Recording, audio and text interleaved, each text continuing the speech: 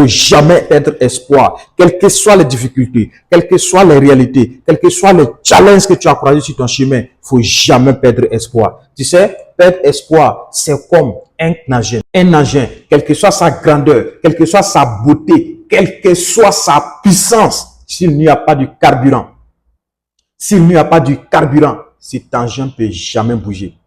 Et de la même manière pour un avion, tant qu'il n'y a pas de kérosène dans l'avion, l'avion sera là, l'avion ne peut pas décoller.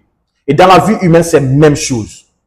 Ton carburant, ton kérosène, c'est l'espoir que tu as en soi. C'est la confiance que tu as en soi. C'est la vision que tu as dans ton futur. Parce que si tu perds de l'espoir,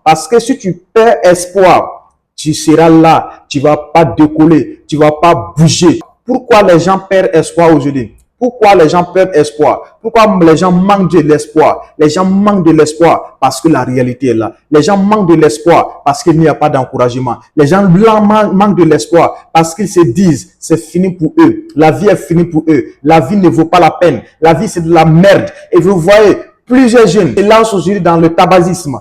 Plusieurs jeunes se lancent aujourd'hui dans l'alcoolisme. Plusieurs jeunes aujourd'hui se lancent dans des mauvaises pratiques. Plusieurs jeunes commencent à s'intoxiquer. Plusieurs jeunes commencent à consommer des choses qui ne valent pas la peine. Pourquoi? Parce qu'ils se disent, ils ont perdu de l'espoir. Donc, il faut consommer ces trucs pour avoir de l'espoir. Il faut consommer ces trucs pour oublier les soucis. Il faut consommer telle chose et telle chose pour être motivé.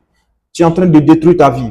La seule chose qui peut te motiver, la seule chose qui peut te tenir debout, malgré tout, c'est ton rêve, c'est ta raison de vivre, c'est ta vision que tu as. Qu'est-ce que tu veux dans le futur? Qu'est-ce que tu veux dans 5 ans? Qu'est-ce que tu veux dans 10 ans? Qu'est-ce que tu veux dans 20 ans, dans 40 ans? C'est de ça qu'il s'agit. Il ne faut pas te laisser la réalité d'aujourd'hui t'influencer. Il ne faut pas laisser les conditions difficiles, les situations difficiles dans lesquelles tu vis aujourd'hui définir ton futur. Ton futur ne dépend pas de ce que tu vis aujourd'hui. Si et seulement si tu te réveilles et que tu te concentres, ton futur sera meilleur.